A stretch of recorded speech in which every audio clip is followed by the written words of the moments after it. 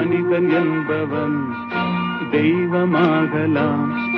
மனிதன் என்பவன் தெய்வமாகலாம். வாரி வாரி வழங்கும் போது வள்ளலாகலாம். வாழை போல தன்னை தந்து தியாகியாகலாம். உருகியோடும் மெழுகு போல ஒளியை வீசலாம். மனிதன் என்பவன் தெய்வமாகலாம், தெய்வமாகலாம். நெஞ்சம் சிலைகளாகலாம். உறவுக்கென்று விரிந்த உள்ளம் மலர்களாகலாம். ஊருக்கென்று வாழ்ந்த நெஞ்சம் சிலைகளாகலாம். உறவுக்கென்று விரிந்த உள்ளம் மலர்களாகலாம். யாருக்கென்று அழுத போதும் தலைவனாகலாம்.